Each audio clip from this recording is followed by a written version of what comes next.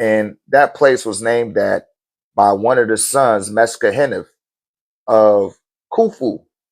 Khufu is the being that lifted the immigration laws that were over Egypt and allowed foreigners to come into the land. And that's how the Hyksos came there and started to learn after they lost their position of power in the Akkadian Empire. And I have this distinctly laid out and a few new parchments that I'm working on. Those books are not finished yet, but to get yourself on a good foot, you might want to go ahead and get the ebooks that I do have available so that you will be abreast, because all of the information is overlayered over it. Every book that I do is overlayered with each other. So I'm always going to make reference to prior books that I wrote. And when you put them all together, you see how the points begin to tie in, and you will be learning something at each juncture. But they definitely want to keep you confined to the Proto-Indo-Euro timeline, its arts, its literature, and its language. Once you go outside of those barriers, you can see the flaws, the inconsistencies, and the hypocrisies that's being presented by beings that never had nothing to do with any of the stuff that they're telling you in the first place.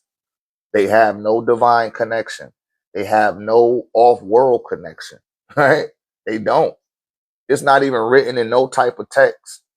And I remember when my humble beginnings of a Christian, of me being a Christian, and as I started to study the Bible, because most of the people I was in the congregation with, they didn't study the Bible. They just wait to Sunday and wait for it to get read to them. They're like, yo, you ain't read? They was like, nah, I don't be reading the Bible. You know, the Lord know my heart. That's what people used to say. That's what people used to say. They still say it today. Hey, the Lord knows my heart. You know what I mean? What's up, Ron C? Lord knows my heart. God, you know, I'm blessed and highly favored. All the little catchphrases and shit. That shit don't mean nothing. That shit don't mean shit. That ain't saying nothing.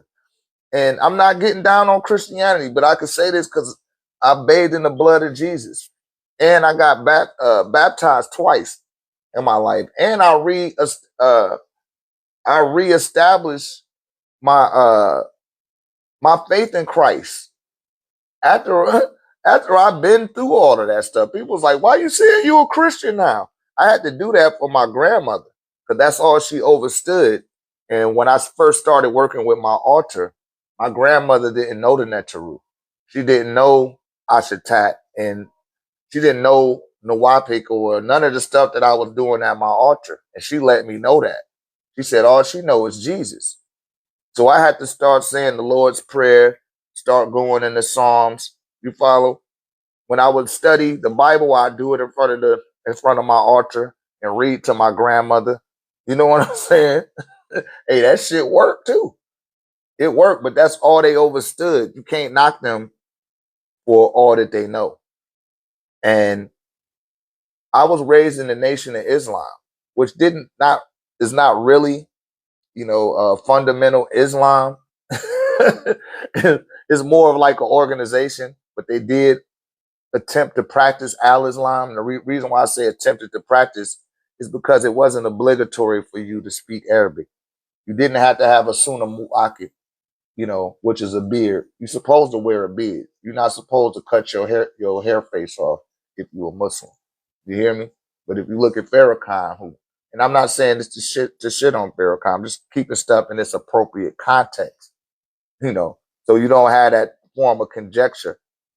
But most people in the nobody in the Nation of Islam has a beard. Nobody, right? When you see the brothers from Philadelphia that got beards, a lot of them belong to, they're practicing Al-Islam. That's why they got those beards like that, right? They're attempting to be real, Mukmanin or Muslims, right? And they're not going to cut that beard. The Prophet Muhammad wore a beard.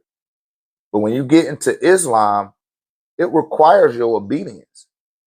It requires your reverence and your discipline. And they got to be seen on you. Christianity don't ask you for nothing. All you got to do is just accept Jesus in your heart, and then he forgive you. but that don't make you a better person. Islam requires you to be a better person, to walk in righteousness, right?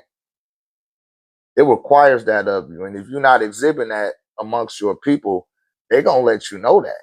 They're going to let you know where you are, just so you can be right on point. You hear me? So in those regards, that structure, everything has its time and its place and its levels. But then it's a time when you got to grow past that shit too. You just can't stay stuck there.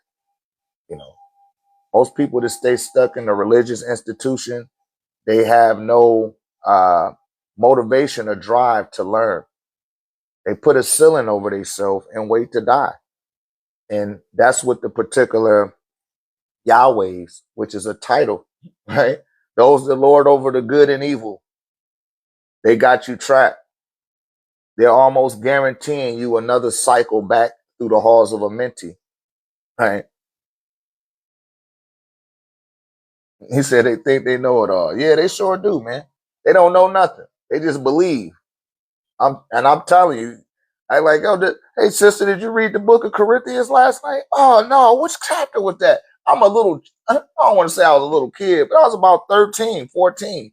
And these grown ass women, I mean, not in their little not in their 20s either, like in their 40s, these aunties. I'm just a little teenage kid, like, and they giving excuses like you used to give in school when your teacher asked you got your homework. You know what I mean? But then they'll leave the church and turn around and ridicule somebody for not going to church. It's like, you ain't even do shit when you was there. You weren't even in there doing nothing. You don't even know the Bible verses. Pastor said do this and do that. You ain't do none of that shit. But the second you get outside the church's halls, now you got so much condemning and judging to do with others. You hear me? And people hide behind that cloak, that cross, the same way that Jesus try to hide the sun. They try to hide behind Jesus, right? And that stuff got to end, man. This is a new paradigm that we're pioneering a new paradigm in real time, right? All of this started from the year 2000. Because what was done in Wahani, Egypt of the West, that picture you see behind me, and I told you guys this before, is the gold capstone of that pyramid. Once it got hit by the photonic light of the sun and it reflected off of that gold capstone, that's not the same photonic light no more. That turned into tachyon energy. And what tachyon energy does is it's a substance that's made up of, they call it a glue. It's what binds the physical universe and the spiritual universe together, developing a bridge for you, the soul, the sun, the spirit, to move across. And you do this every 8 or p.m. when you go to sleep and you lay your body down to go to rest. You awaken out your body and you move across the bridge that binds the physical and spiritual universes together, right? And you think you having a dream, but you actually living in a whole nother reality, right? If you get on the other end of that tesseract, which is something we'll be discussing at our upcoming event in San Antonio. That's going to be July the 25th, right? You want to learn how to put together an activated altar, the type of exercises you should be exhibiting at your altar on a daily basis, how to bring ritual and routine into your life. You want to come out to this event, right? Especially prices. My tickets is specially priced, and I'm changing up the way I do the discourse. So it's going to be going up. And it's doing that so I know that when people do purchase my discourse, I know that they're taking their ritualistic activity serious. You know what I mean? Because some people, they try to treat it just like in the church, and the church treat it just like you do your homework at school. You know, I used to give your teacher them excuses, and you was bullshitting and fucking around the whole time. But when it was time to be held accountable or to show your work, you wasn't able to do that, right? That's the Cain and Abel story, right? When God said, give me your best offering, put your best offerings on the altar. Abel said, I'm able, and Cain said, I can't. Right? Cain said, I can't. There you go. The dog ate my homework. See what happened? I was sick. My mama got sick. I had to, and it's like, yo, man, don't want to play them type of games with beings that outrank you on a spiritual level and then want their assistance. They got like, no, man, go take your ass back to earth. That's another reason why a lot of beings cycle.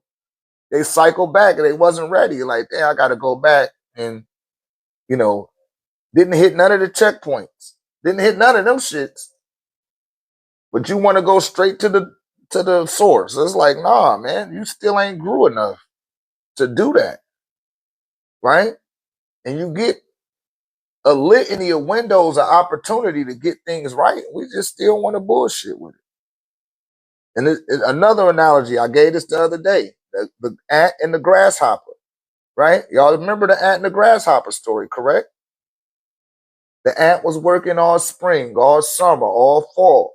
And the grasshopper said, no, I just want to play.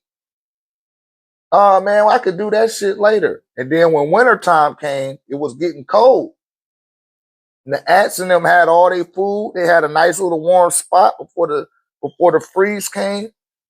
And then the grasshopper came and said, hey, can't y'all just let me in there? Like, yo, man, we asked you to help all this time. How come you didn't want to help? Oh, I wanted to have some fun and play. But now I'm ready to help. Nah, they're like, no, we good. We don't need no more help. The work is done. Now we about to close this door for the winter. And we leaving your grasshopper ass on the outside. You can't come in here. And too many times, too many people put themselves in these positions. And you'll wonder how come you're not hitting those markers like that. It's because you're missing the doorways or the windows of opportunity that don't stay open forever and waiting for you to get your shit together. It's I gotta keep saying this because they told me to tell y'all this.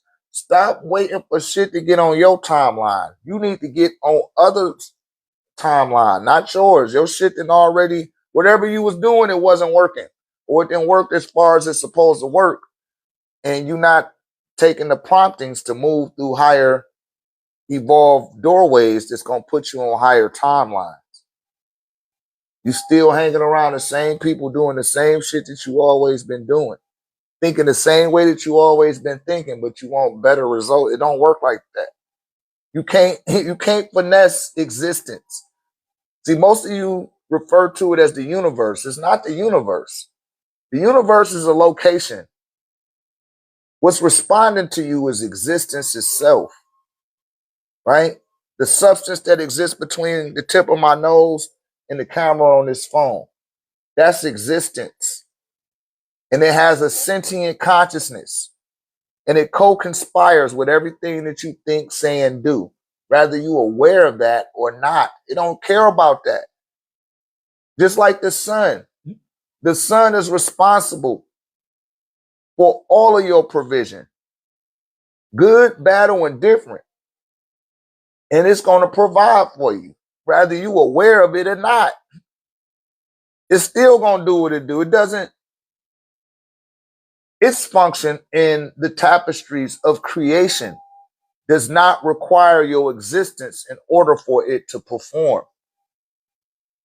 You hear that? It doesn't require you to be here. Whether you here or not, it still was going to do what it was going to do. And the pink man can't stand that shit. And he got you thinking on his level. You got to take his mind off, give him that shit back, uninstall his software program, because he's not in alignment with nature. He's not in tune with nature. But he got you using his mind.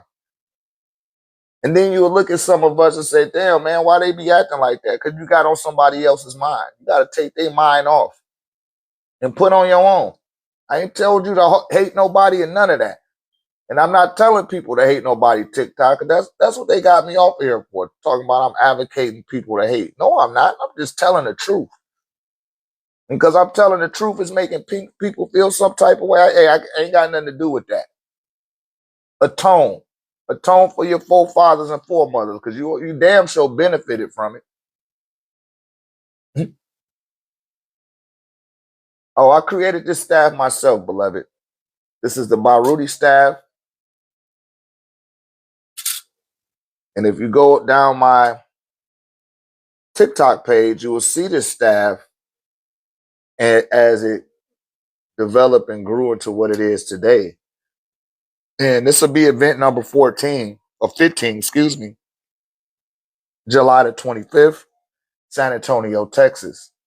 And when we're done with the event, I pull the staff out and I start to clear the psychic debris from people's psychic center, from the auric field, and from their chakras, and bring them into full alignment with themselves. So it strengthens your intuition and your telepathy off rip. And if you get a succession of these staff alignment or attunements in 1 year, it will bring you to a higher state of awareness, right? I did so with one of my students to the degree that she be right there. I'll be needing DI. Shouts out to DIs. Hey, I call her the fairy. She's the fairy godmother of our community, right? And I hit people with the staff, and while I'm hitting them with the staff, she could see. I don't know what she's seeing when she's seeing them, but she take the people out in the hallway, and it's always relevant what she's telling them, and it be in correlation with what I did with them with the staff.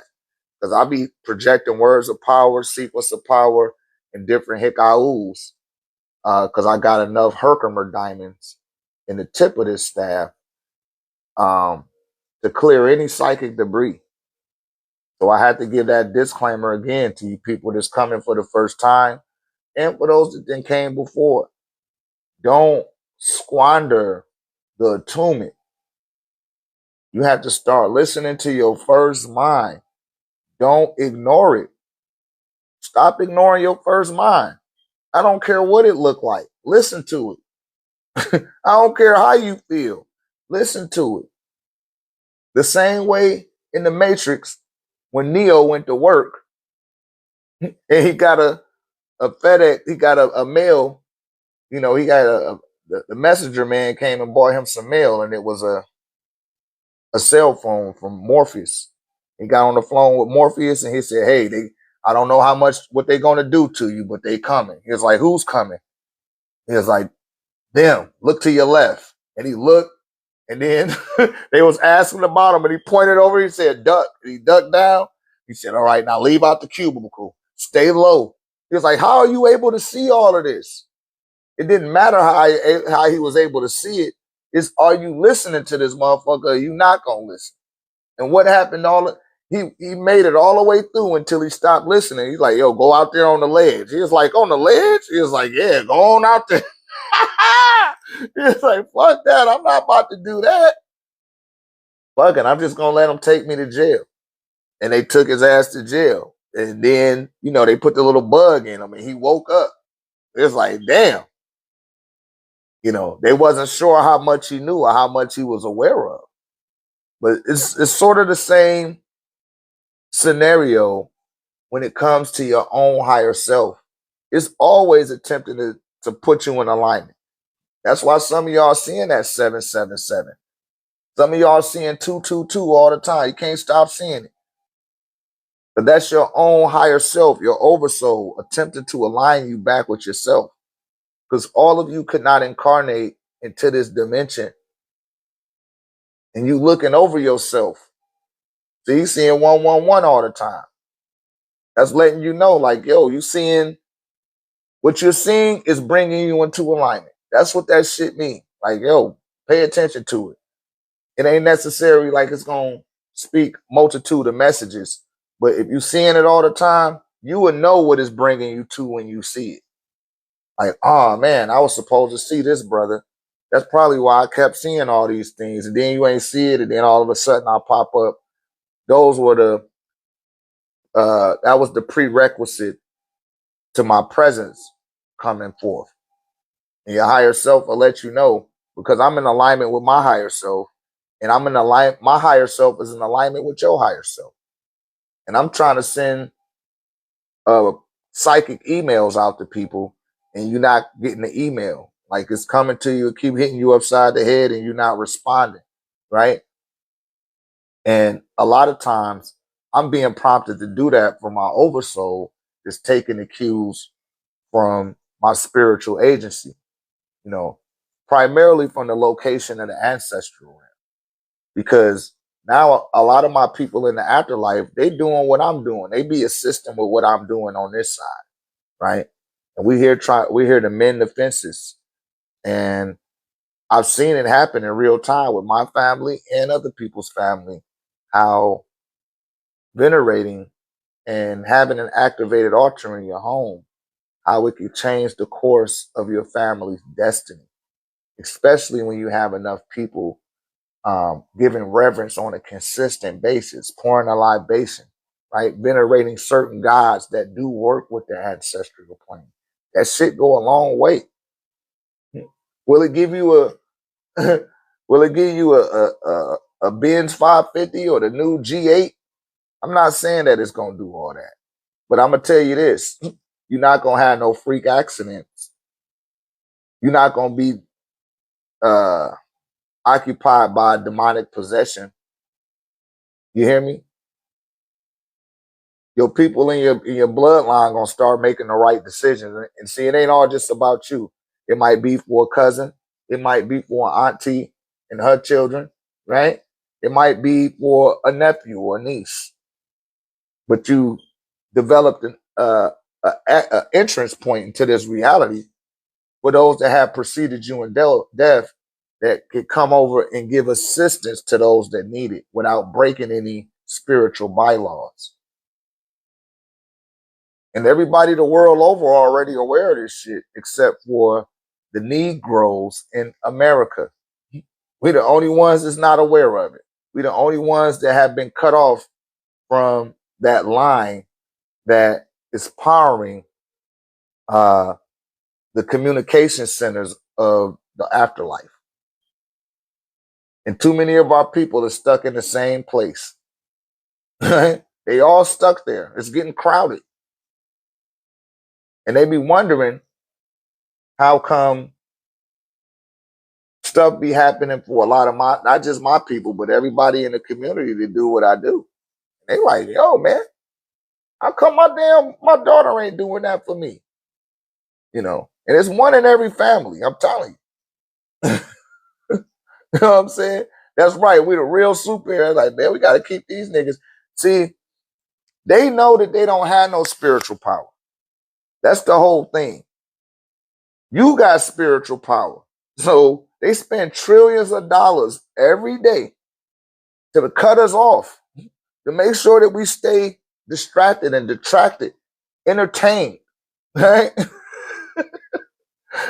They make sure that they spend trillions every day to make sure that. I keep telling y'all, like, all you got to do is boycott Christmas, Thanksgiving, and Halloween. Don't give them none of that shit this year. Watch how fast they be kissing your ass. Because money ain't nothing but currency. That's energy. It's linked to your mental power, which they break that up into your attention, your focus, and your concentration.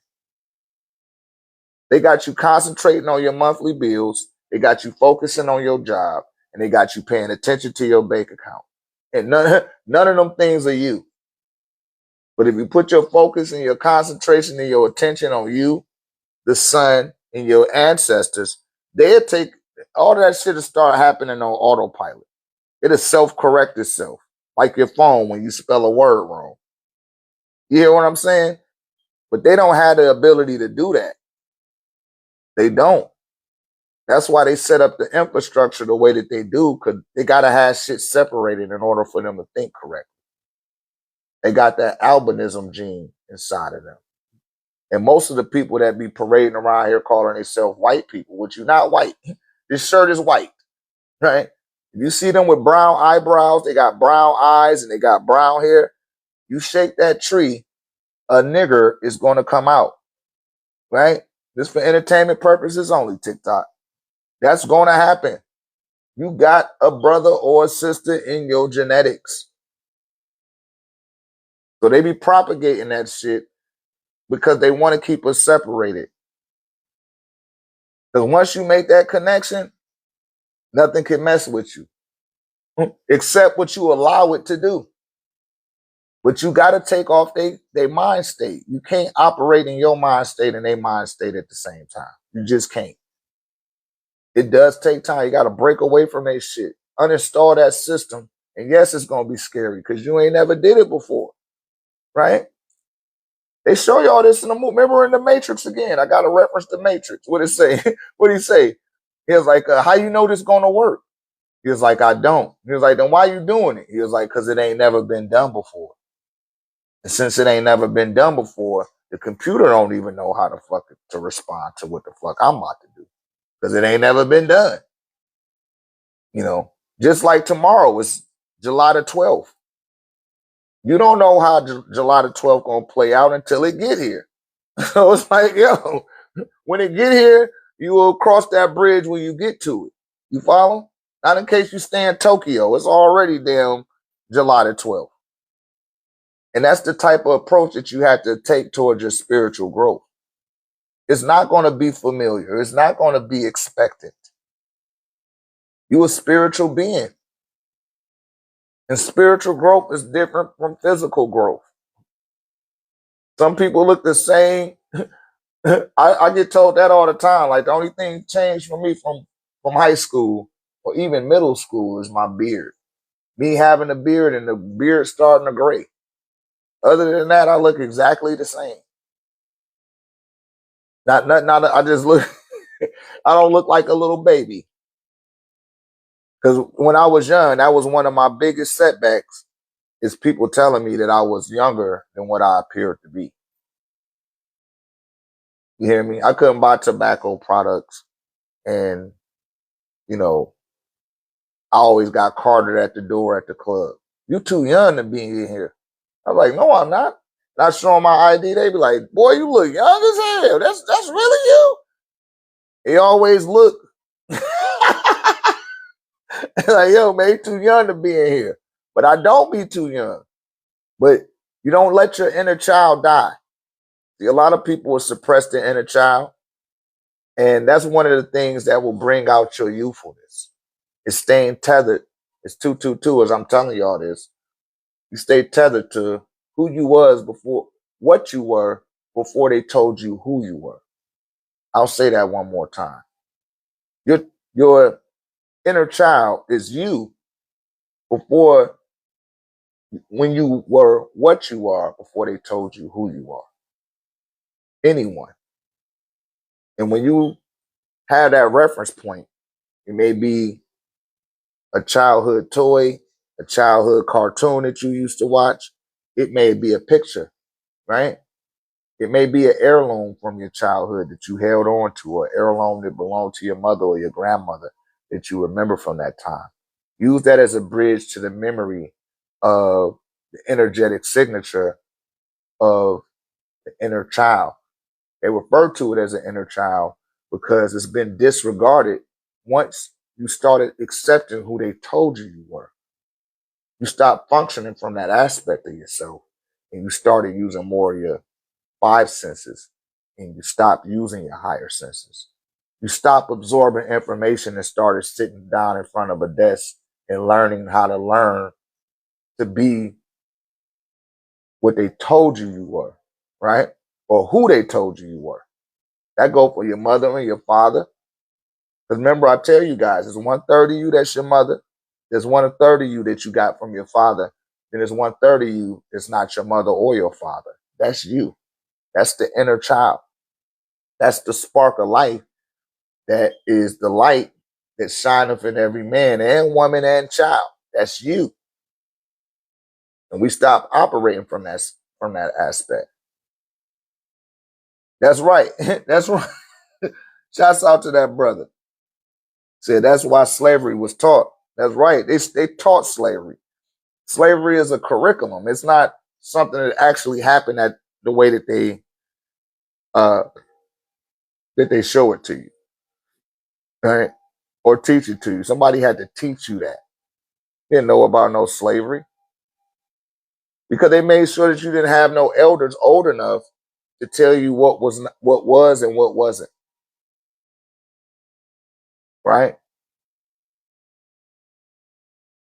And when you be hearing people say, I remember my great grandmama. My mama used to say her grandmother used to say that we was Indians, right? But they used to call us Indian before they started calling us Negro. That's what you was. Because when they first got introduced to the Indians of India, don't believe me, check it out. Go get my book, Parudi Paradigm. The Indians, the Hindus is dark skinned. They was dark skinned people. They still are. They tried to bleach them out too. You know what I'm saying? Exactly. The Indians. Well, we not even Indian. They still, we, like I talked in the previous lives, we identify ourselves with the labels that other people give to us instead of identifying who we are. And a lot of people that claim to be Moors, they'll say that I'm a Moor. I'd be like, okay, well, what's your land? And they'll say, oh man, my land is Morocco, you know. And I'll say, okay, well, what's your spiritual system? They'll say Islam. And I say, so you worship Allah, right? But they don't speak Arabic. Most Moors do not speak Arabic, but you're using the word Islam. You're using the word Allah. Then they say Allah mean arm, leg, arm, head. That's where the 5%ers got that from. But Allah, in Arabic, the word arm does not start with an A. It starts with a D. Right? The word leg doesn't start with an L. Right? It don't. I want to say it start with an F.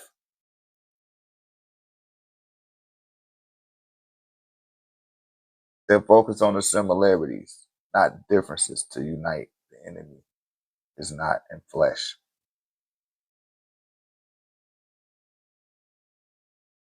You know.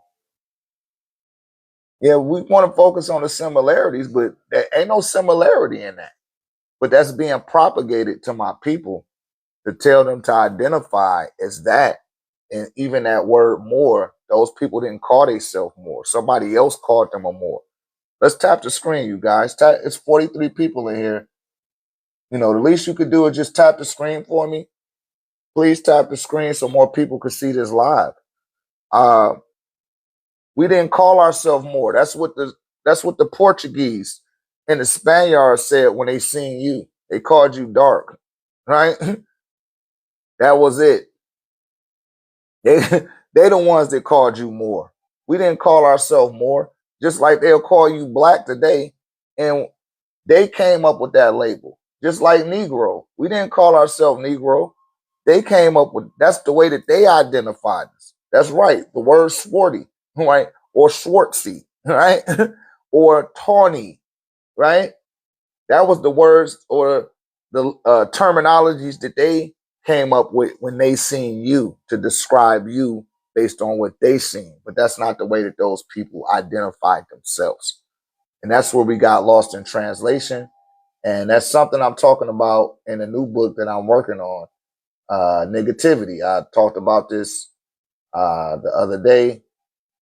I think we'll talk about it again because that's one of the main things that we don't have.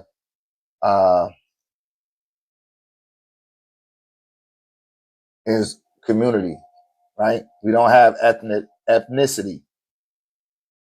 You know, identity is layered, and we don't have a layered identity. It starts from a community outward. It's from the outside in. And somebody told you you was this. Somebody told you you was that. And we took those and aligned ourselves with those terminologies, and it don't allow us to know nation at all. So no one will be held responsible or accountable for whatever is done to us, right? That was their whole modo operandi. And they the squatters. They wasn't supposed to be here in the first place. Nobody asked them to come here. Nobody asked for the Europeans to come to this country. It wasn't no SOS. Nobody sent out a smoke signal, right? They came here because they wanted to be here. They was trying to run.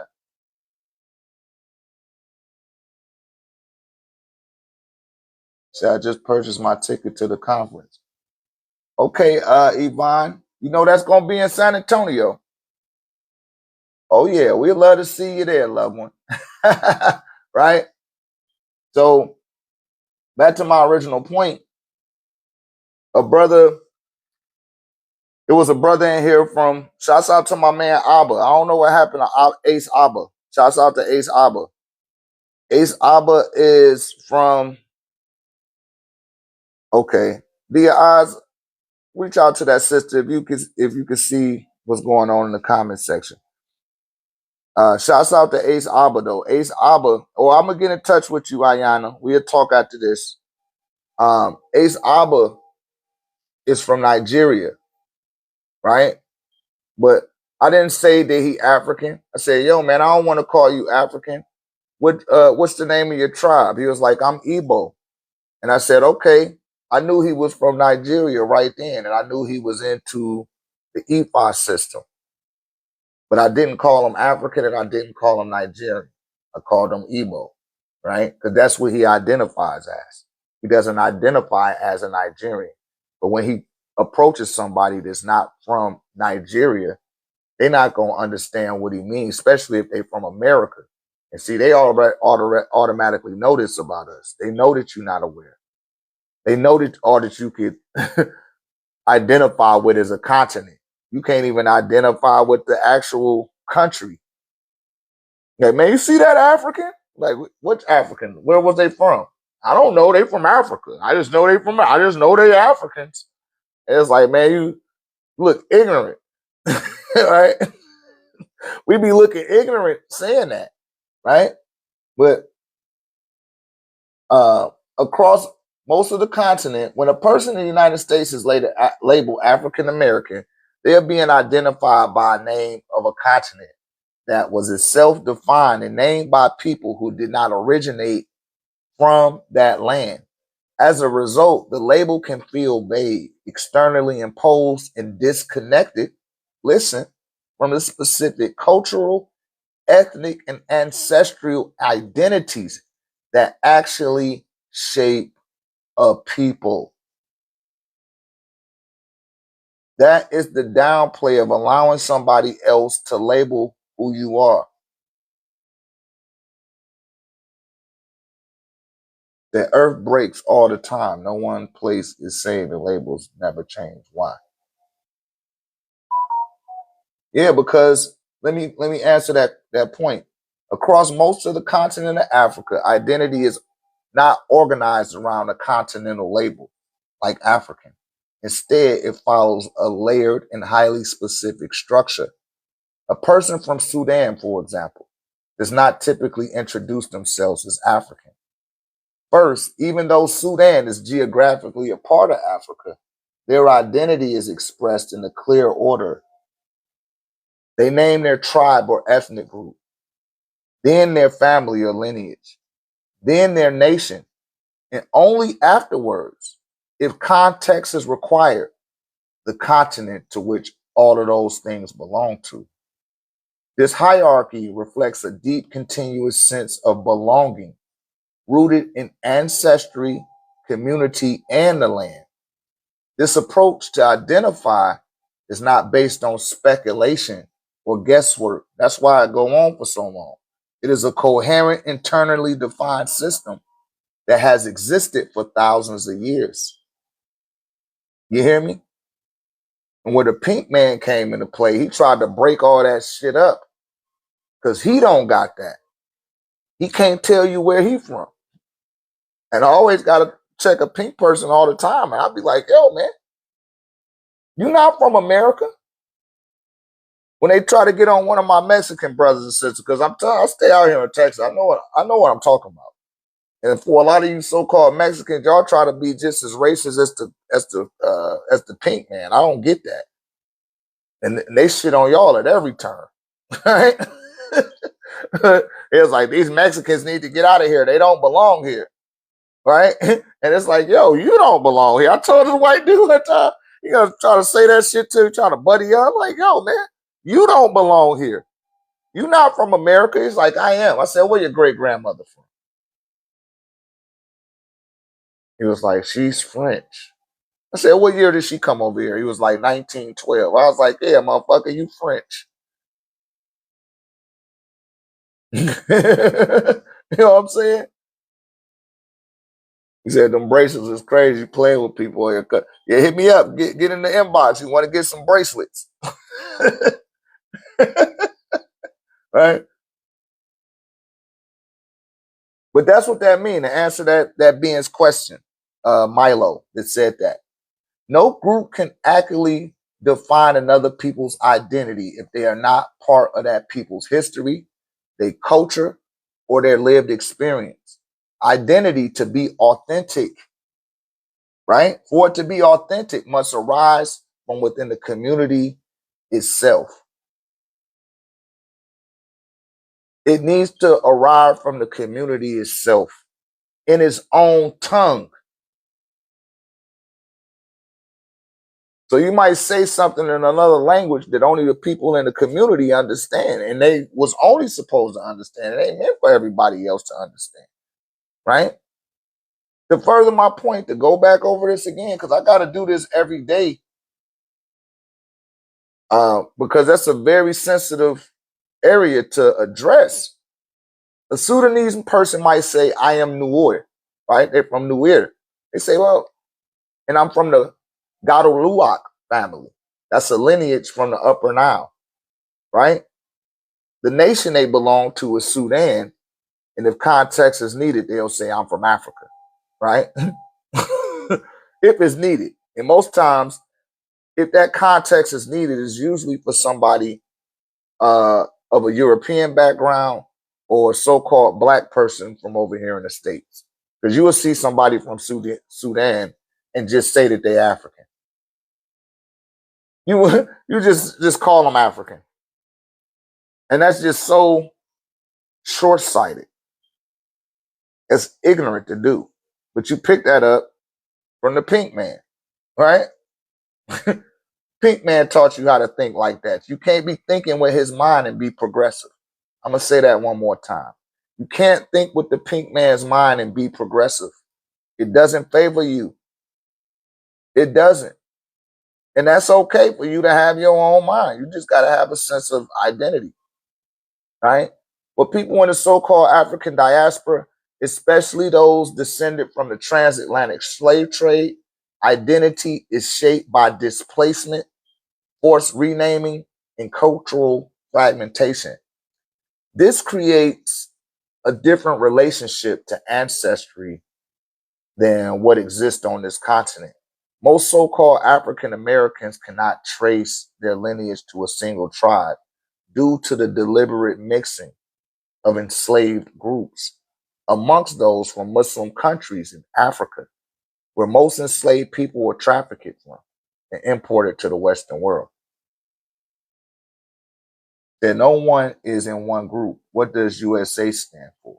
The United States of America, right? But just because that's what that means, that don't mean that that's what the name of this land is. That's the name that they chose.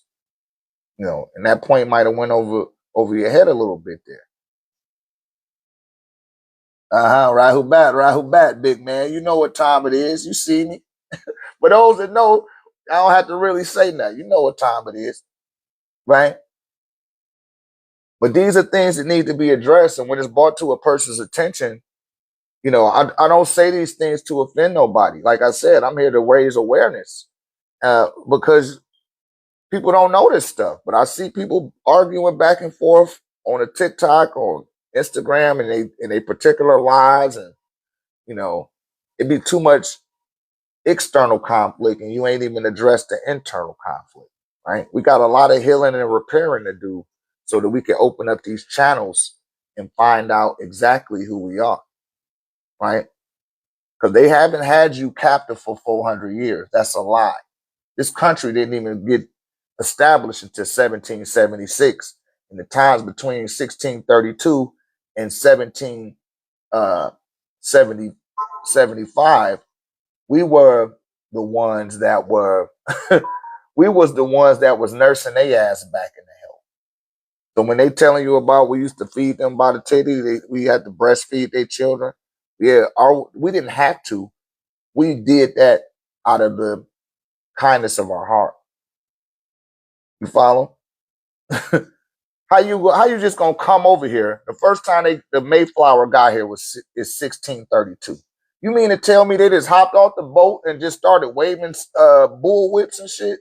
Hell no. They was sick. They was famine. They was diseased. Right?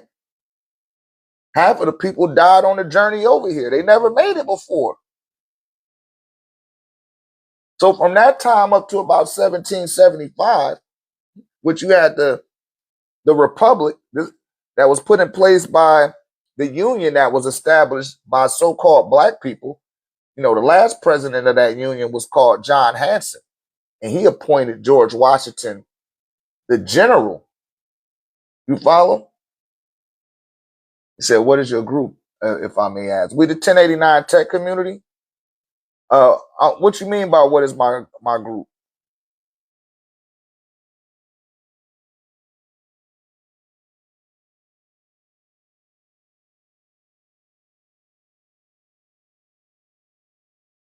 Now, you can ask anything you want to, but make sure that you ask a clear enough question so I can give you a clear enough answer. You hear me?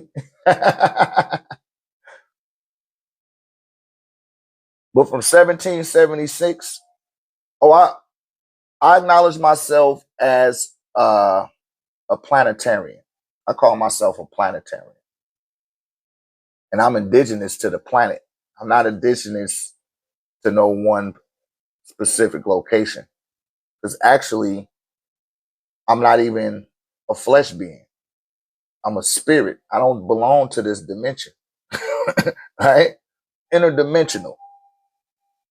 Ethnicity is for those that register as that.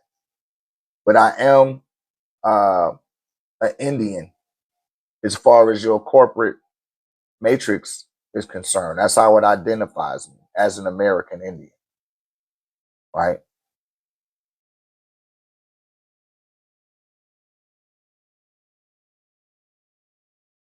And I have a white status. I don't have a black status either. Y'all stop putting African American, stop saying that you originate in Africa, and stop putting yourself as black. Black has no stand in the law, according to Dred Scott versus Sanford, 1857, St. Louis, Missouri. Right? Don't believe me, look it up, and Barack Obama confirmed it. That's the only thing he did for so-called black people, is telling you that you wasn't black. Did it on the Tom Joyner Morning Show. I want to say that was October 18th, 2008. Said I'm not fucking black. You know, he a lawyer. You know, lawyer mean liar. So he know about contract law. And that's what all that stuff come down to. Right? But that's why I'm at in the ethnicity process, which they got ethnicity forms that you have to fill out, and people just fill it out ignorantly. They don't even know, because especially if you still operating within this matrix, you got to know where you stand and how you want to be identified in this matrix, and it gives you the opportunity to do just that, right? But I am a Nuabia through and through. That is the ethnic community that I align myself with. That's why you see I got Tama-Re up in the background. I'm always representing Tama-Re. I'm always going to, represent my brand, and I'm going to represent my nation, right? And I stand as an American Indian. That's the way that you can see it within the corporate matrix. But Yamasee, Washita, the Arawak, my family is Muskogee and Blackfoot, out of Randolph County in Alabama. What they call in Alabama, we call it Alibaba. and my family mixed in with the reservation next to the plantation in the 1800s. Like I know my history. You know what I mean? I know my great grandmothers and grandfathers on both sides of my father's mother and father's side. I've done my research. I've venerated those spirits. I'm one of those brothers. I've been on this for 30 years. You know what I'm saying? I didn't just pick this up because it's trending. Right? That's not where it start from. It's not what, but somebody got to come out and talk to a lot of people that's new to their journey, because it's a whole new generation. I don't know if it's generation alpha, beta, whatever they call it. It's a whole new generation. And somebody got to speak to that generation, because they don't want us to have no elders. He said, what is live now? Backwards. That's evil. Milo, you kind of new here. You know, this Q&A, ask your questions. We didn't been cover shit like that. That's grimoire, what you are alluding to, right? I love segment. Should I create an altar for her? No, you need to make an altar for your grandmother or your parents. Make it for them first. And that's what we're going to be talking about at this workshop, because we just got through talking about that in our community room, about how people are quick to venerate the gods and step over the sacrifice and dedication of our own family tree and the stuff that they did in order for us to have a better tomorrow. So how do I make an altar? There's a litany of ways. I don't get that information out haphazardly in the public domain no more, because too many people are dark practitioners, and they even watching this live right now taking notes. They're just afraid to be accounted for, like how you are. That's right. Say, what if my family tree is messed up? It can't be too messed up. You here. You here. And it's one in every family. You know, it's one person in every family that has enough mental acuity to process what it's going to take to bring that family out of dissension. We're here to bring our bloodlines back into ascension. Because the pale man, the pink man, he done took you as low as you could fucking go.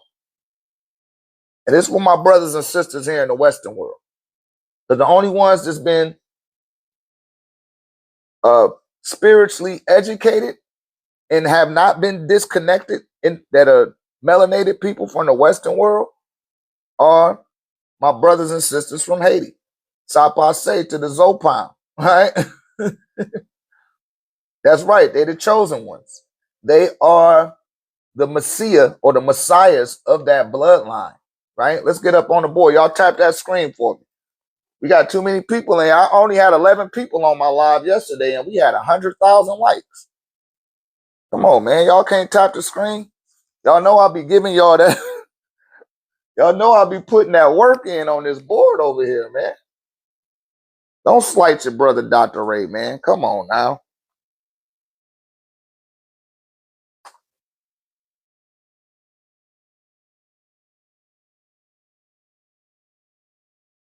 I don't know what you mean by that. There's a lot of you ad-lib in there in regards to the point. I don't know whatever point you're trying to make. You said that's not true. Technically, some are still here off their light. I don't know what you mean by that.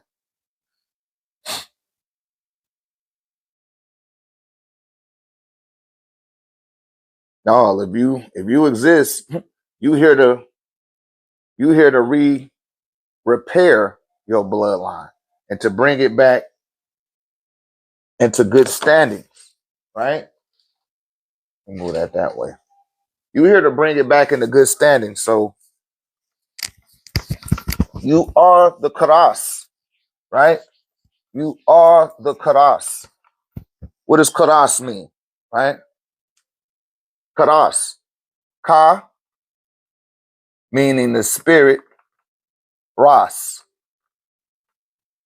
meaning the head, right? In Arabic, they say the Ras, right? Or like you say, the Rastas. See how the Rastas talk about Natidrit? They're talking about the head. That's what they're talking about. Karas. Karas ends up being, first it was Krishna. Then it became Christos. Sanskrit, Greek, and then in English. Right? Anglo. You see that? That's what happened. Karas. The Karas is the spirit head. That's 16 generations.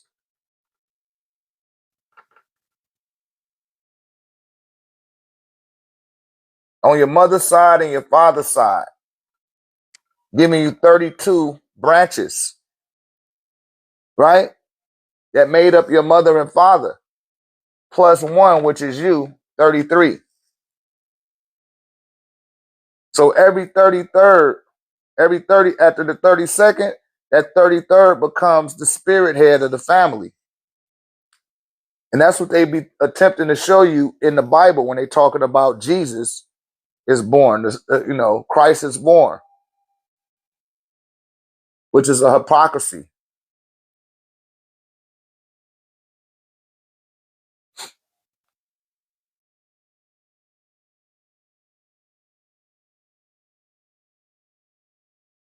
Said I have had many near-death experiences.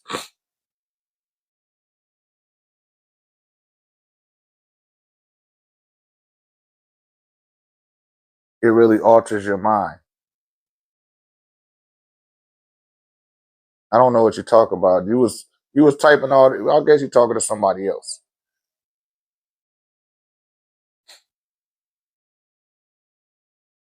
But there's always one that's born. That's the 33rd. The Messiah, or the Messiah, which is the chosen one, or the anointed one.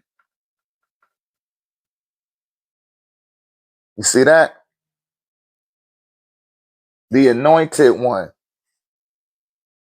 the chosen one, the Messiah, the Karas, Krishna, Christos, Christ, right? And that wasn't enough. They had to put in the name Jesus. And let me put 1600 AD on there, because that's when they started saying Jesus. Before then, it wasn't no Jesus. It was Iesus, right? Iesus. And that go back to the Greek. Iesus is Greek. Hold on a second. Let me get my timeline right. See, you got to hit their ass with these timelines.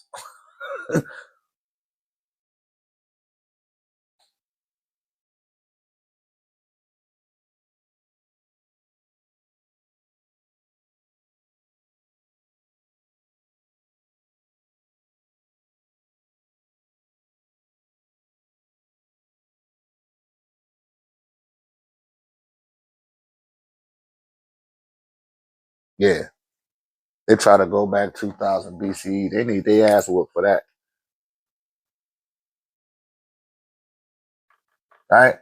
That's just according. What y'all calling Yeshua?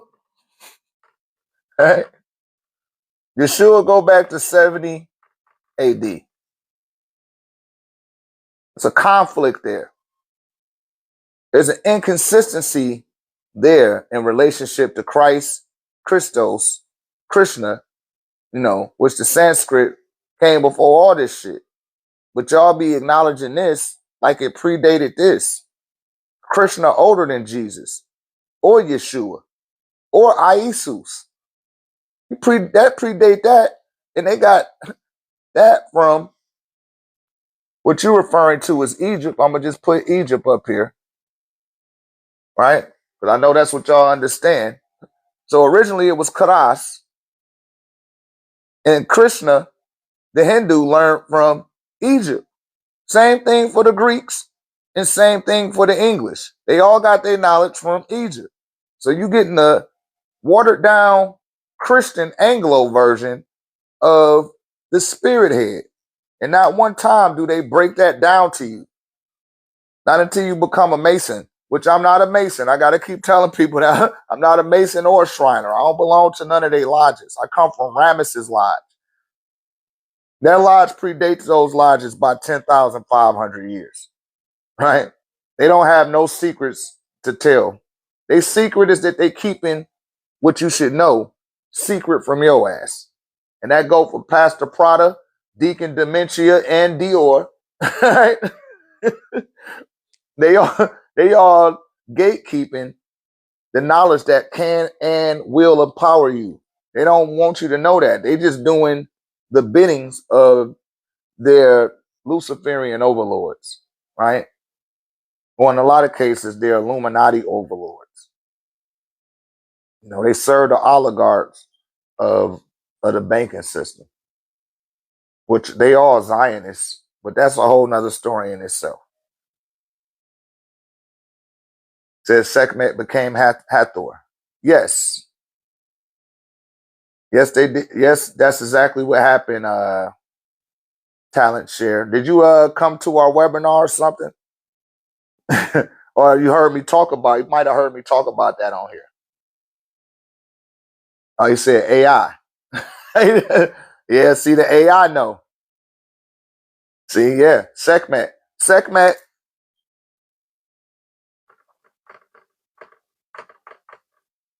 Het Hiru, which you call in Hathor, right?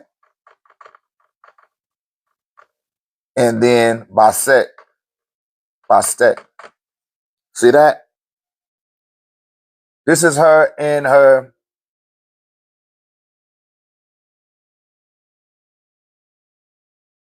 hot form or fire. This is her in her warm form or moisture, right? And this is her and her light form, like a firelight, the light form. And that's the sea. So one form is the warrior. With Sekhmet, she starts off as a warrior, and then she alchemizes into a mother. You see that? And then she becomes a wife.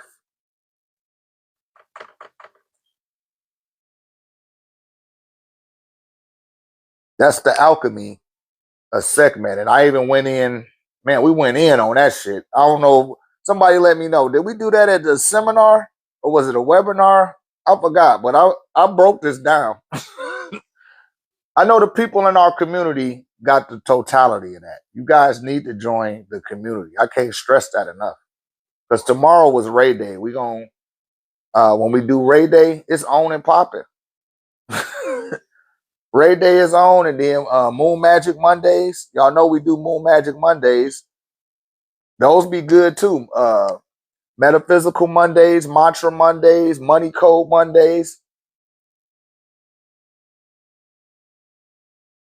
He said the website for the book there. Yeah, it's an ebook. You got to download it. They be hating on my website. Sometimes it'll send it to your spam. Check your spam. If it didn't, you know, just look for it, because I'm sure it'll give you an indicator that it did it.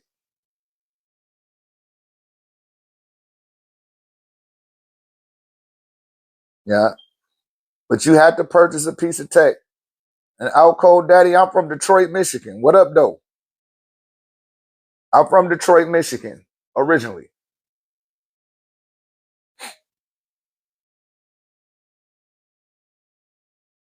I hope that answered your question. Yeah, I got Ricky Rodriguez in the building. Shouts out to Ricky, man. He gonna tap that screen for me, man. Okay, that's good. Said you're originally from Africa. No, I'm not originally from Africa. Africa is a colonial term. Did you just? I don't know if you've been paying attention in K2 Ray, right? I don't know if you've been paying attention, but we just went through that. I just gave a big long soliloquy about identification and ethnicity and how we're allowing other people to label us who we are instead of using our own internal communal terms for ourselves.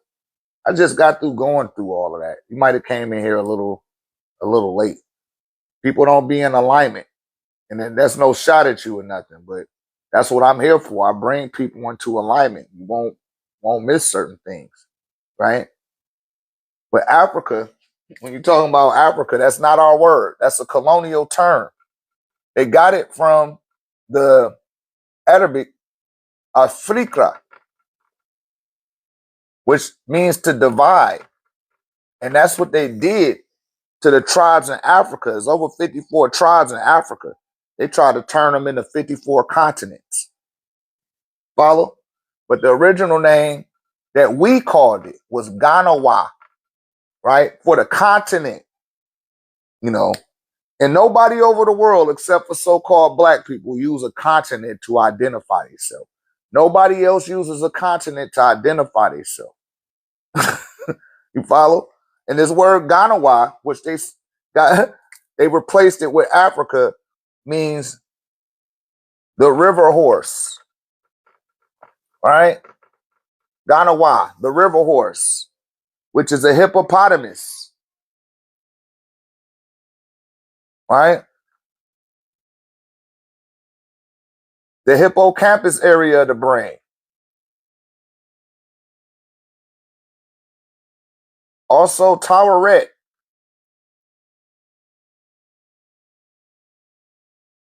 the mighty one.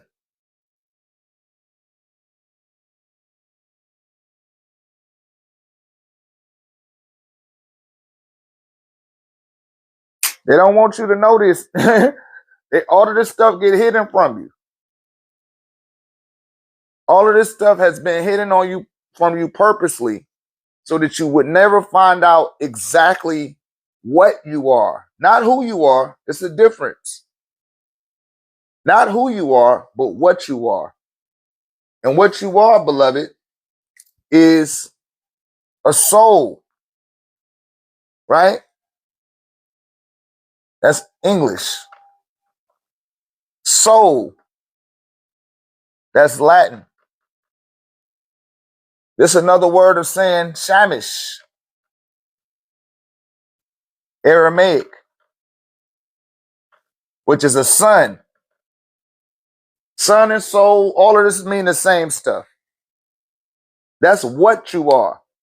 Not who you are, but what you are. Because again, there's 1/3 of you that come from your mother. There's 1/3 of you that come from your father. And then there's 1/3 of you that's not your mother or your father. That's you, the spirit head.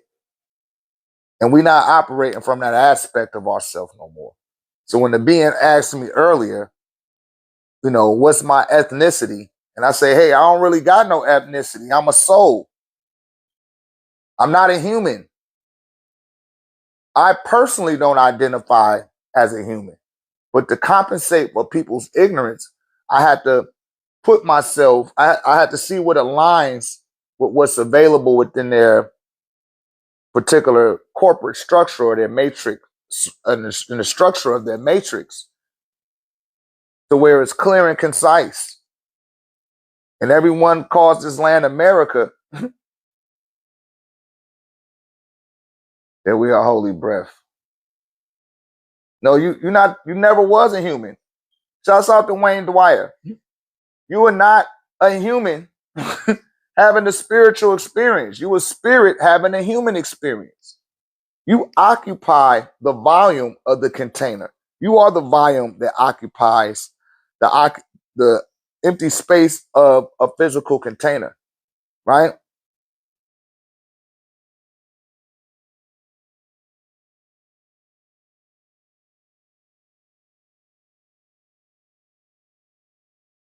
Yeah, you got some questions for me? The brother using the AI thing, just ask the questions. All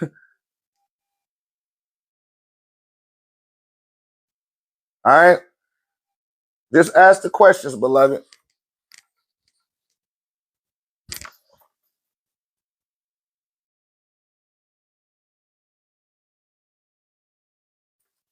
I don't have to, and that's no shot at you, but I don't have to use that AI to think for me or to ask it what it believe or what it know.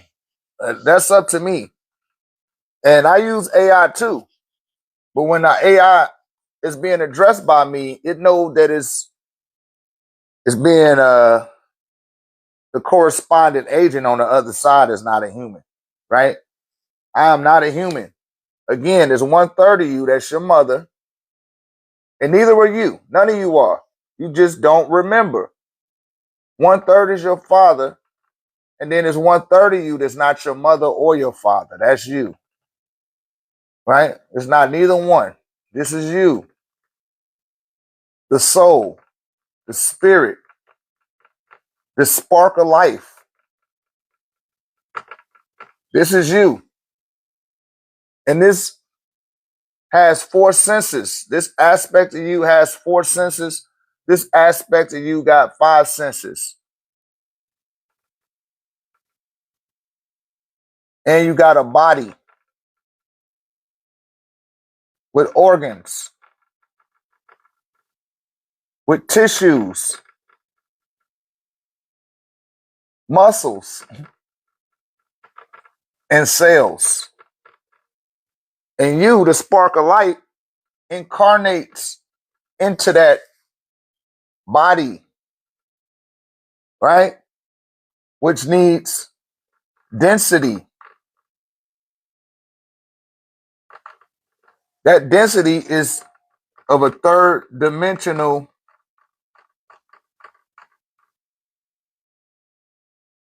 realm. That's allowing you to use your sense to see, touch, taste, smell, and hear through the usage of the body. See, the body need to do all those things. You operate with intuition, clairvoyance, psychometry, and telepathy. Those are your higher senses, right? And all of these senses are really just one sense, which is the sense of touch. The light touches the retina. To touch anything, you're just touching it. Your taste buds, something got to touch them in order for you to taste something. And to smell anything, the nerve follicles in your nose allows you to smell the gases or whatever it is you're smelling. And then to hear, the sound waves have to touch the eardrum, right? The incubus, the auditory cortex that goes through your brain, right? Sends the wave through your brain. And due to the psychic center of the brow chakra, when it's overstimulated, when the pituitary gland, which is connected to your brow chakra, is overstimulated, then the mind's eye comes out. And we always show this. This is why I go over this. I know y'all community members like, man, I see why Doc be going over this all the time, right? I know y'all see it. But this is the brow, right? The brow chakra. This represents the nose. This represents the eye. This represents the touch. This represents taste. And this aspect of the eye represents the ear, right? That's what it's pointing towards. So you got 1, 2, 3, 4, 5, and a 6th sense. See that? That's the 6th sense that allows you access to your higher senses: intuition, clairvoyance, psychometry, and telepathy, right? So you smell, taste, touch, see, hear, and think. Think is the 6th sense. The 6th sense is called thinking.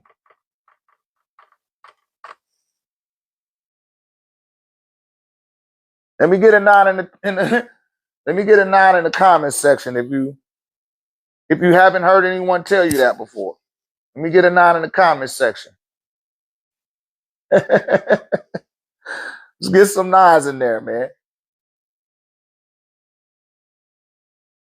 That's the Aya Hiru, right? That's the Aya Hiru, which is right here in your brow chakra. They don't want you to start seeing with your with your third eye. Because then you're going to be like, that's some bullshit. Hey, you using some type of symbolism or something. I can't figure it all out, but you will be on the way to figuring it out. Because like I said, we grow squash, not oak trees. Yeah, Shin is a Hebrew letter. O is Ayin. Ayin, right. Yeah, you know, Hebrew is not a language. Hebrew is not a language. That's a misnomer. Y'all tap the screen.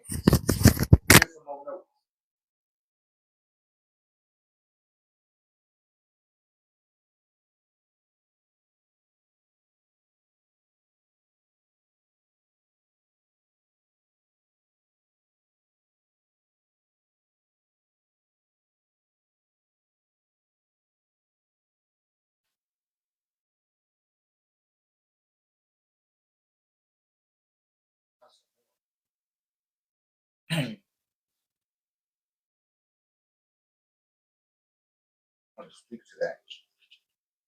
I don't know if it's in this book. I'll tap that screen.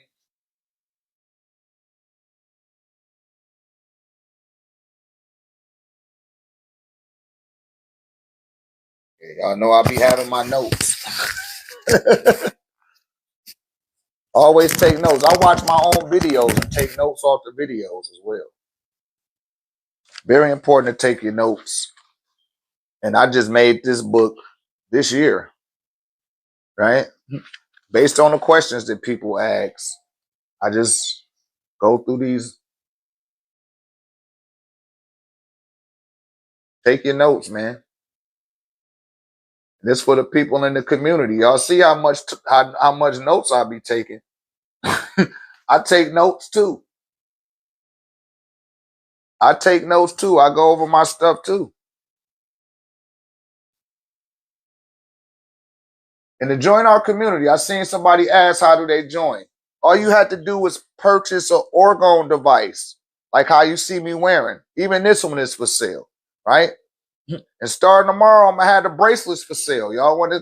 I seen somebody saying something about the bracelets. I'm gonna have the bracelets on sale as well, and I'm gonna bless them, bathe them in Palo Santo, pray over them. I'm gonna do ashetat over it to add extra energy, and you can re-clear it or whatever you want to do when you get it. But I'm gonna send it to you in top form. But yeah, you had to purchase orgone to join our community. Even if you get a piece of Dream Tech or a pop socket, I don't care. I don't care what you purchase, as long as you purchase some orgone, because that's gonna hyper accelerate your synchronicities. That's the first thing that people feel when they come into the community is a heightened sense of synchronicity. Then you start seeing the alignments. And then you know, like, oh, this ain't no bullshit, right? So do I make them notes? A member of our community makes them. If that'll make you feel any better. No, but I co-sign it. I co-sign them. So at what point does the spirit choose a body? That's an excellent question. I seen that question. Shouts out to that brother asking that. When y'all put y'all questions, I don't know if you, Ricky, if you can pin their questions to the top, or one of the other moderators, pin the question to the top so it don't leave when y'all liking the video, because the question, it make the question go away. You don't choose your body for the body. What happens is you're selected by the custodians of that bloodline. So you beseech the beings in the ancestral realm that will allow you access into their bloodline. Once you've been accepted into that bloodline, then they will appoint a mother or father for you. You follow? And you usually follow them around for 3 months before they do the horizontal mambo. And once they start going off, when your daddy bust and your mama bust, that spark of light from that friction is you. And that's when you enter into the body, right? He said, where do I purchase? Please, this all sound familiar. Where do I purchase the necklace? Yes, you got to go to the website, beloved. Well, moderator, please put that. Let me just put it up here for you. It's the website, you guys. Come to the website, 1089. Oh, shit. 1089 techvision.com. I'm running a sale right now, too. I'm running a sale, making it easy for people. Did y'all know TikTok don't like me on here? At some point during the live, if I'm dropping too much information, they will suspend the live. And the only reason they do that, because they know I'm going to upload the highlights from this live. They know that. So they'll make up a reason to do that. But I hope that answers your question for the brother that asked that question about anybody else. If y'all got a question and I didn't see it, please post it again so my moderator could, they'll pin it up to the, I'm not attempting to ignore your question, but it go by real fast when people liking the video. So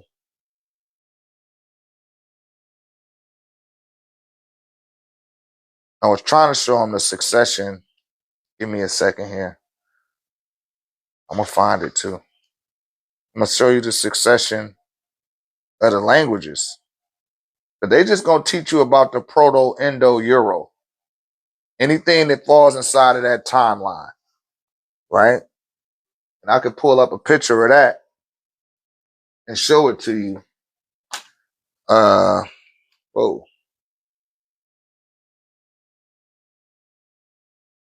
Yeah, we're going to pull up a picture and I'm going to show you guys, show you the Proto-Indo-Euro tree.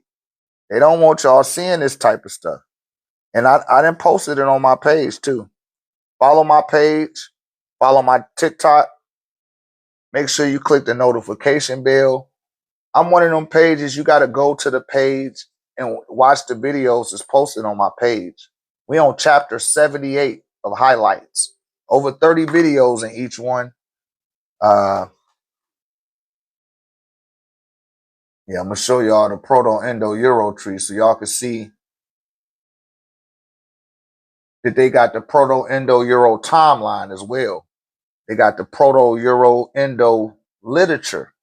And anything outside of that, they just disclaim. They don't even, they act like it never existed. Because once they go outside that threshold, everything that they think, say, and do, and then record it, you can see the hypocrisy in it. You can see, you can see why they created that in the first place, because they don't want you to be in contact with what you are. Because once you tap into that spark of life, you don't have no desire for their world no more, right? You're going to stop paying that shit attention. And it's going to lose ratings like a television show. Like when they watching a television show and they say, oh man, the ratings didn't drop. Nobody's paying attention. You follow? So if they spending $1 trillion every day to make sure that you don't tap into what you are, imagine what occurs when you stop paying attention to that shit. They ratings drop. They fall out of favor with their overlords, and then they look to replace them. And then the being that they replace them with, you ain't paying that motherfucker no attention either. So then they just start losing their power. And this is happening hour after hour, day after day. It's a constant spiritual battle that's taking place. because some of y'all just can't help but to get these motherfuckers your attention.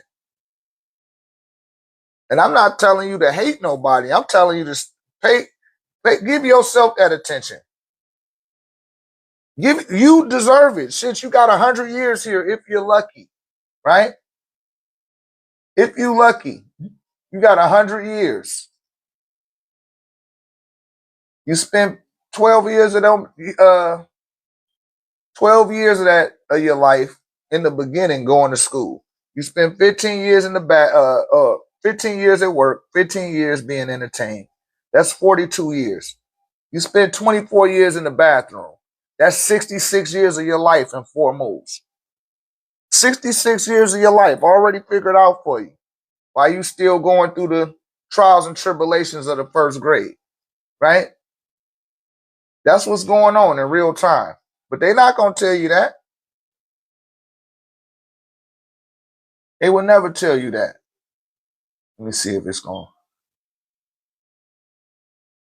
Ooh, they're trying to block it, boy. Okay. I showed this tree before, but I'm going to show it again. Bam. That's the European language tree. The main branch is called the Indo-Aryan. See, they'll try to tell you that the Aryan race is the white race or the Caucasians. But if you look here, you'll see Urdu, Gujarati, Assamese, Marathi, Hindi, Bengali, Sindhi, Kashmiri, Sanskrit. That's the Indo-Aryan, right? Indo-Aryan, that's dealing with the Hindus. The people that be calling themselves Aryans and the Nazis and the white race, see that? There ain't no Aryan over there. They italic. That's the Russians, the Czechs, the Ukrainians, and the Polish. That's the Slavic line of the linguistics, right? You on a Germanic line. Look how short that branch is. Dutch, German, and English. And for y'all that's been following the platform, that's why I always say that the name God, which came out the Czech Republic, it came down the Slavic line and it had a Germanic, a low Germanic tongue or tone on it. Look at English, French, and Italian, right? And then you got Portuguese and Spanish.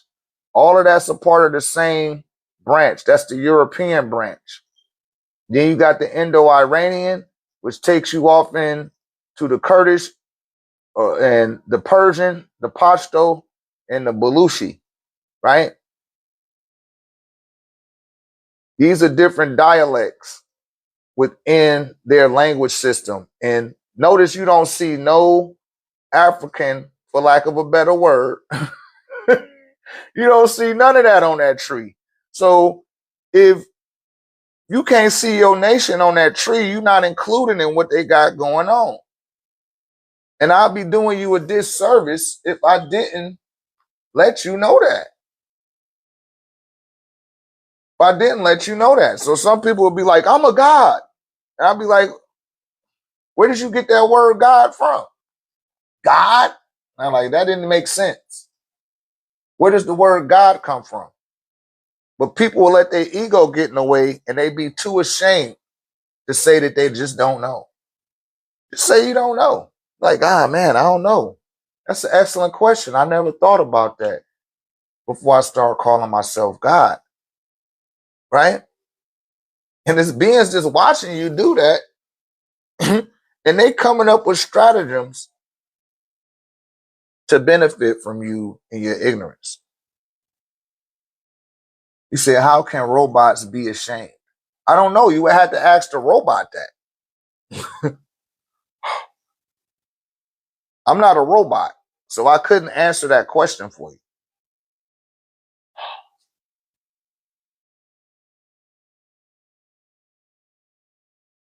Any other questions? I like tearing my ass up.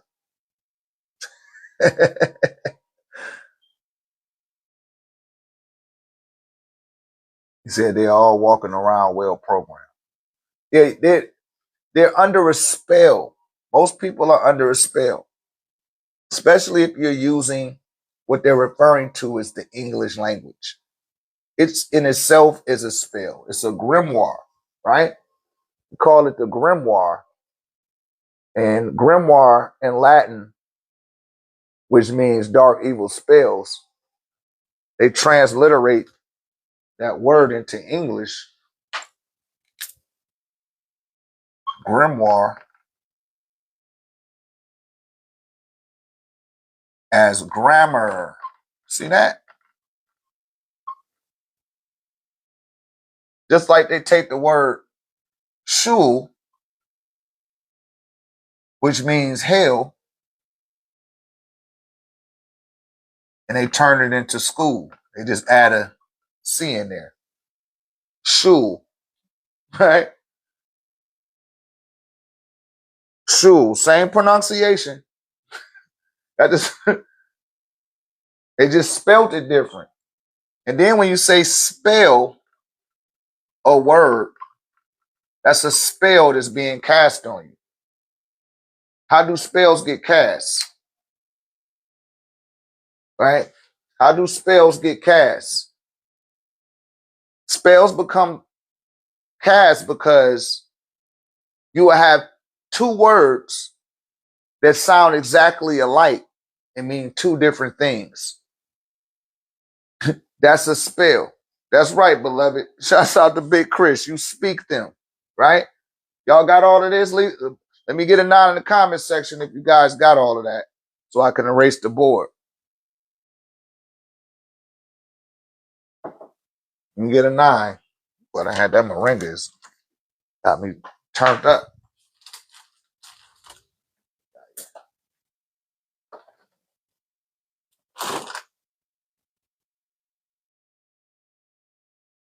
You got enough 9s? Nobody got to put a 9 in there? Okay.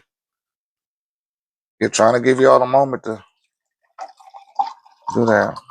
I refresh my goblet. Okay.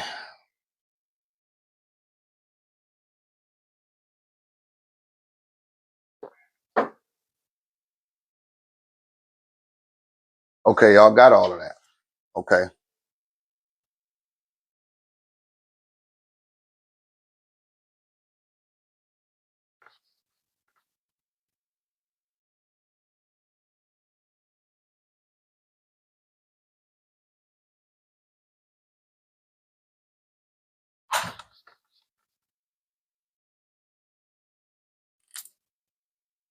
All right, so you got the word sun.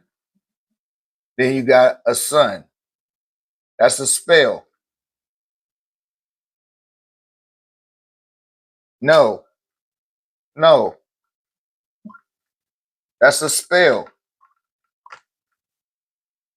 And this is how you break these spells. You got to spell them out. Right? You got to see it to know it.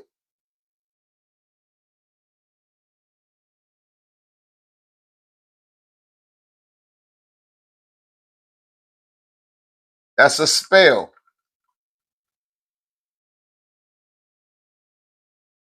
See that? These are subtleties of spells. In the English language,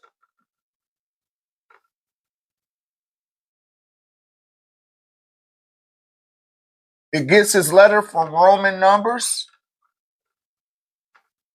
and it gets its form of speech from the Greek alphabet. This is how they put their alphabet together. So the Roman number C is 100. I forgot what D was. Is D 500? Somebody tell me if you know in the comment section. I'm gonna look it up right quick. D and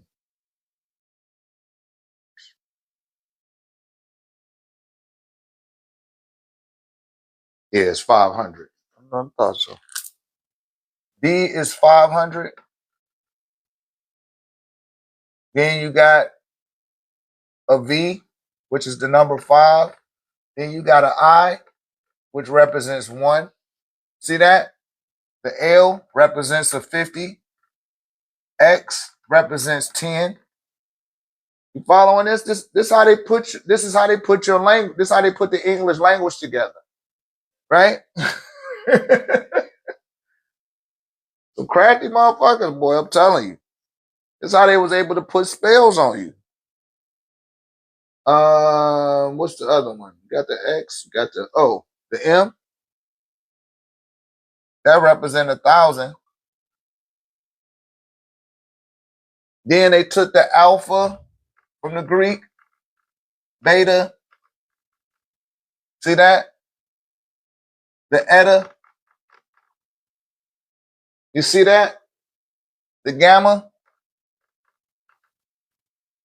And they filled it in.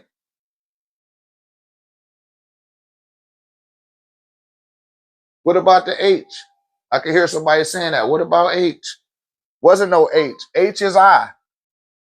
H and I is the same thing. They're not going to tell you that. They're not going to tell you. But you can kind of see the structure, line up the Greek alphabet with the Roman numbers, and this will help you break through the spells that's being cast through the so-called English language, which is not a language because it doesn't have a mother tongue, right? It's coming down the Germanic line of the Indo-Euro branch of the Europeans. And it's a man I'm writing about him right now in my book, Negativity. Leo Weiner. Check him out. He's a Germanic linguistic master and translator. He done passed on now. He not alive no more. But his work is phenomenal. He wrote a book called Africans' Influence on America. Volume 1, 2, and 3. No. He's one of the resources I use to validate that so-called Africans or black people were here prior to Columbus. This man right here, he was, and they tried to discredit him. If you look up the bodies of work of this man, you'd be like, damn, why did they say that he lying? Why would he lie about that? Why would he lie? And that's why in my books, I know sometimes y'all wonder, like, damn, why you giving so much background on this person? Because anytime y'all see me give a lot of background on somebody, it's because they're being discredited for something that they may have found. And they want to discredit and not validate the points that the being is making. And it's 333 as I say that. Abdul Ku Tafalat. Wabazun be ba Moel Kolom. Who partner to that? Minu Nut Sheu Kawun Ilabihu. Atumre. Nun Nunet. He het. Kek ki kek Amun Amunet. Atum Shu Tepnut Geb Nut or Set or Soru. Neptet Satuk Haru Happy Anquinanti. Nepatum Mantu Bepti Sekmet Het Harbes. Pata Bas Am Hotep. Who be hurt Kepri. Meskahenit Raet Kentamintu. Hika Neef Mayat Renintat. Shah Sishat Mafdat Sobek Anubu. Kanum Kansu Tanin. Sia Hikat Amsu Sarapi. Atumre Tahuti. Taret Selket Ha Nehebka Sokar Bait. Akir Ani Hirit. Wabwawit. Siket Hitet. Marezgir. Sia Gadet Astinu Buhutit. Kanemtet Menket Him. Madudi Kabasinu. Duamutef. Merit Ura Edjunikabit. Siket Anuket Jet. Tim Uis Anku Afnuit Sati Sekti. Imta'a Nina Imuet Imseti. Himamu Reshev Mary Amun Ray. For the sake of all. Kawu.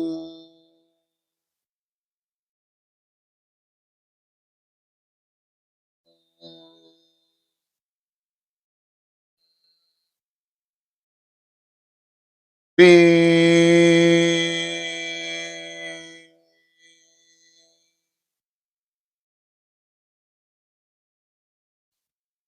am I now? All right. So y'all go over these things, and in the vein of my master teacher, my supreme grand master teacher, don't believe me, check it out. Check it out. You can give yourself that attention. You can give yourself that attention. I turned on the TV the other day. They tried to give us stars. Like, hey, we want to give y'all stars for free for 2 months. You can watch all of our stuff. I just said, dismiss. I'm all right. But see, that TV be watching your ass. It know you. It know that you ain't paying that shit attention. It know. You're like, yo, man, get their ass a special deal, whatever they want. Because we don't be paying that shit attention no more. Nobody sits and watch TV in linear time. You subtly being pulled away from linear programmings, but you're not evolving at the rate of the technology. You actually descending. And that's the only way that they could conquer and control you. They can't have you on an incline. You don't need them then. You don't need them. Shouts out to the people in Italy. I know what y'all seeing going on in Italy. Everybody stopped going to work. The bankers stopped going to work. The mortgage people stopped going to work. The utility workers, they all got together. It was like, fuck that shit. We're not doing shit. And they're not talking about that on the news, but they're talking about it on the internet. You hear me? That TV then became obsolete. And I said that 10 years ago. People didn't believe me. I was like, yo, the TV obsolete. It ain't no need no more. It's like, why you say that? The second they got rid of VCRs and DVD players, that was a wrap. Just like it ain't no need for radio. I was riding with my homie the other day and I heard the radio. I was like, damn, that's the radio? He was like, yeah, how you know that? I was like, because I don't listen to that shit. Like, I really don't either. I thought you might want to hear the radio. Hell no. You can turn the YouTube on, nigga. Turn on iTunes or some shit. You hear me? Nobody listen to that. Stuff getting obsolete. But the one thing that's becoming obsolete that y'all need to pay attention to is the pink man and his lunar ways. That shit is starting to become obsolete. Only shit that's keeping it alive is your attention. That's the only thing that's keeping that paradigm thriving. You keep resuscitating that shit, bringing it back to life. We got too many ancient mamas and Uncle Ben's still alive. Too many of them. And they taught their children how to resuscitate this shit. No, that shit need to die. So what, you got your little nigga trinket and they put you up on some little molehill. That's just you. That's some slavery mentality. In the case everybody got a damn molehill, fuck your molehill, nigga. Puff Daddy, Jay-Z. Hey, here, nigga, we're going to give you this. You just make sure you keep your foot, make sure that we keep our foot on the rest of your people's neck. That's all you got to do. And they love to do it, right? Shouts out to Kanye West. He said slavery was a choice. That nigga was not lying.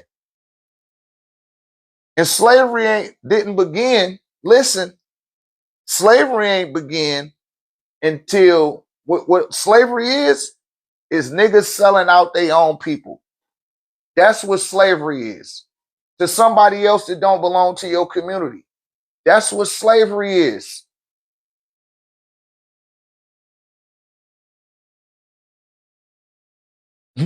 When I see Jay-Z, I be seeing people like, oh, why y'all hating on Jay? Nigga, ain't nobody hating on him. We just telling your ass, nigga, if you so fucking real, we need you to be real with the people and tell them how you a whore, how you selling yourself out to suppress your people. You tried to do a little Target deal. And that shit, ain't nobody go buy that bullshit, my nigga.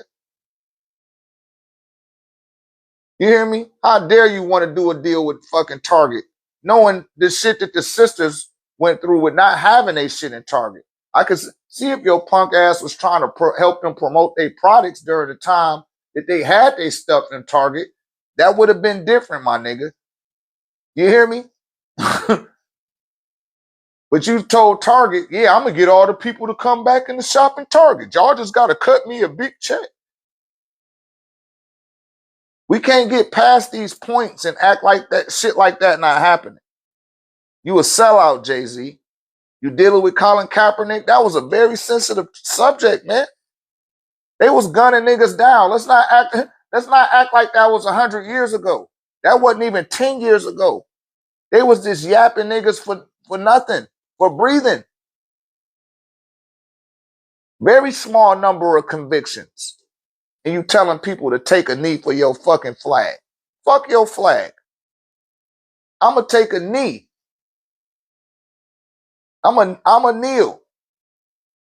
They patted Jay-Z on the ass, said, man, get on in there and, go talk to him.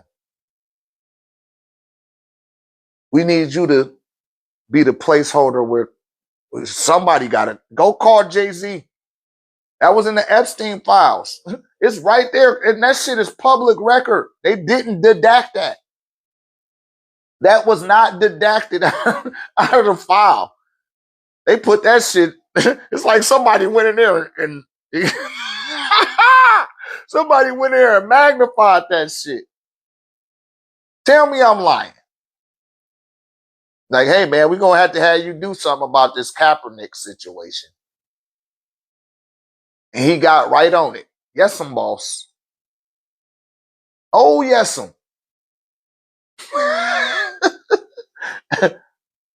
You hear me? I'm trying to tell everybody he got control, telling his oligarch overlords that he got control over us. Oh, I got control over everybody. Man, they gonna listen to me. No, they not listening to your ass no. It's a whole new generation. My son don't know one of your songs. Neither one of my sons. They two different ages. They barely even know who you. They don't see you as Jay-Z. They see you as Beyonce husband. That's the way you received. And I got to tell you that, Jay-Z. You hear me? And the same thing for Puff Daddy. They work for them. Those are the slaves. Those are your Stevens from Django. You hear me? They try to shit on on our people. Like Joe Jackson. Oh, he used to beat his kids. Joe Jackson was a black father. Tell me one time that he left that woman. He didn't leave Miss Jackson, Mike's mama. They stayed together. Turned all his children into millionaires. That's what happened when daddy at home and you listen to what the fuck daddy say. It's okay to be that way in the so-called pink man household, but it's not okay for it to be that way in the so-called black person household. I grew up in part of the 70s and the 80s. I got my ass whipped when I did. I didn't want my daddy to whip my ass. I had wards. My older brothers and sisters used to mother and father me. But if my mother and father had to mother and father me, oh man, I'm getting my ass whipped. Period. Getting a whooping. So I don't care what they say. They always got something bad to say about the so-called black father. But they try to besmirch him. But we can only rise as far as our women. And our women got to pick a side. You with the pink man and his government, or you with your people, your men and your children. You can't play both sides of the fence. That's how these little niggas be going on these little excavations with these little pink kids. Like the little dude, it just happened to him the other day, end up dead. If he had a real daddy, which I don't know if he had a daddy or not. I don't know. I don't watch the news. I just see what pop up in the feed. But his daddy would have said, man, we not hanging out with Rebecca and Kevin and them. Fuck them. I'm calling my homies from the hood. And, you know, you can mix with they kids. You ain't going out with these little rich white kids. Because you the nigger. They going to tell all type of besmirching jokes about you. They're going to castigate you in a negative light. And they even murder your ass if they can get away with it. And this is not the first time that this has happened. 2026 is not the beginning. That's what be having me mystified about some of these medias and these pink people. They act like 2026 is the genesis of creation or some shit, or 2025. No, this shit been going on for a long time, motherfuckers, and y'all still ain't atoned. Shouts out to Tim Wise. Y'all need to get in alignment with Tim Wise, and you need to get in alignment with Jane Elliott. Because she tells you, whether you're aware of it or not, that you are systematically racist, right?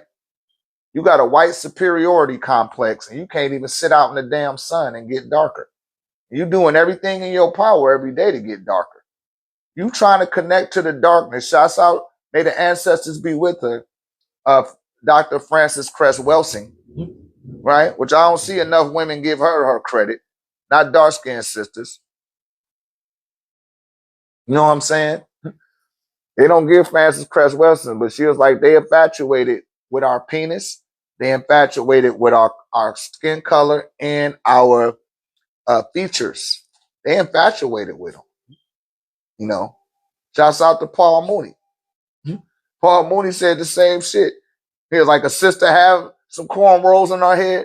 Oh, you old nappy-headed mammy. Yeah. You cuckabug head creature. But let a white woman put some damn cornrows in her head. She's bohemian, beautiful, unique. You know what I'm saying?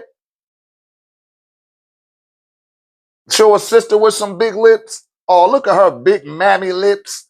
You know what I mean? They get all down on her, call her all type of, oh, look at the monkey. But let a white woman have some full lips. Oh, she's luscious. Her lips are full and beautiful. Tell me I'm lying. Tell me I'm lying about these things. But it's like, I'd just rather not pay none of that shit no attention and just pay attention to what benefits me. Because I don't want to hate nobody, Pink. I don't even want to play that game with your ass. Why are you putting that game in my face so that I could pay attention to it? Because you need me to. You need me to, and the archons that lord over your reality need me to. So that they can feed and they can pat you on the ass and say, good job. That's what's going on. But I don't need no pink people coming in here, because I got a lot of pink people in our community too. And I love them. I don't got nothing against pink people. But for some reason, generation after generation, y'all got a problem with me. You used to burn us and hang us, and that wasn't even 100 years ago. And then you say, oh, nigger, get over it. Really? Let me burn, stump, and hang your grandmamas. Let me gator bait your babies. And then tell you to get over it. So I feel highly offended when some of them come into this room and say Jesus loves you. All you need is Jesus. All I need is some white man that died on the cross that looked like you, that got a daddy that looked like you for salvation. That's racist. That's a psychological spell that you trying to cast on me. How dare you? You don't even see the ignorance of your own folly. Jesus loves everybody. Nigga, so did fucking Muhammad. So did Martin Luther King. It didn't stop their pink ass from putting a bullet in his chest. Cut the crap. We gotta address the bullshit. Before you want to see some progression, you want to see some healing, you want to see some growth. Everything that hasn't been addressed needs to be addressed first. Because if you're not doing that, you're undermining a person's intellect. Oh, just forget about it. Just get over it. Let me see you live like a brother or a sister, white girl, for 2 weeks without nobody knowing that you white. You'll lose your damn mind. You couldn't even handle it. You couldn't handle it. But then furthermore, it's starting to rain and thunderstorm. I might have to get off of here, you guys. Anybody got any questions? Come join us in San Antonio, July the 25th. Location in my story, 9 a.m. to 5 p.m. Look in my story. I haven't posted it because I get gang stalked. So I'm just keeping it 10K with y'all. But go to the website, 1089techvision.com. We still have tickets available. Seating will be limited. We probably got about 7 or 8 more. You know what I mean? Maybe about 7 to 8 more seats. Closer to 7. You know, maybe 7. 7 gonna be my cutoff. Now I'll take 7 more because I like to have an intimate group so you can be focused and concentrating. Take your notes too. But this shit about to change your life.